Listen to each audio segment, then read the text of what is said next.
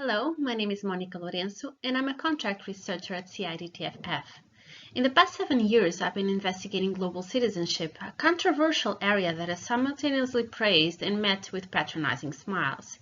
If some claim that global citizenship is a stepping stone for a more sustainable world, others regard it as purely utopian. So I would like to share with you how I've been trying to move global citizenship from rhetoric to reality.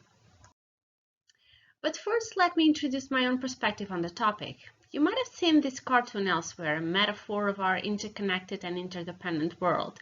What happens in a remote place, whether it is a natural disaster, a conflict, or a virus, affects us on a local level and vice versa, even if we are sometimes unaware of its real consequences. To find solutions for such problems, we need to work together, be creative, respect others. This requires transformative forms of education, such as GCE, that may allow learners and teachers to assume active roles both locally and globally. I know what you're saying.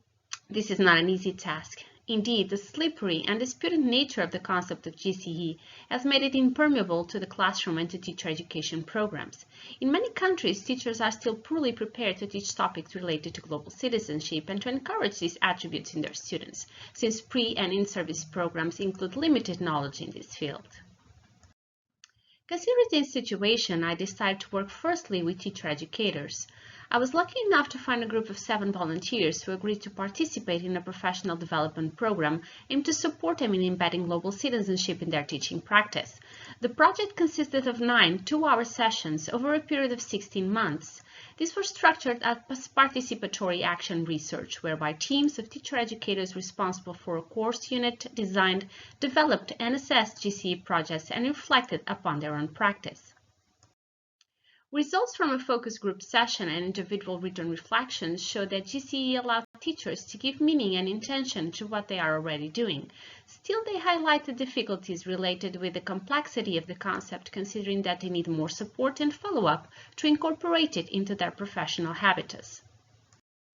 More recently, I worked with 4 undergraduate students in the course unit educational intervention projects. During one academic year, students observed 8 non-formal contacts that were part of the CIMAI, the education facilities of Idaho City Council, and created tailored GCE proposals to fit these spaces' needs and educate primary school children on topics such as linguistic and cultural diversity or sustainability. In their final reflections, students expressed how they related to the concept of GCE, highlighting difficulties related to the complexity of the concept, which propelled them to enter a continuous learning process. Despite this, some pre-service teachers were able to integrate GCE into their becoming teacher identities, considering that they need to put into practice what they have learned both in the classroom and in their daily lives.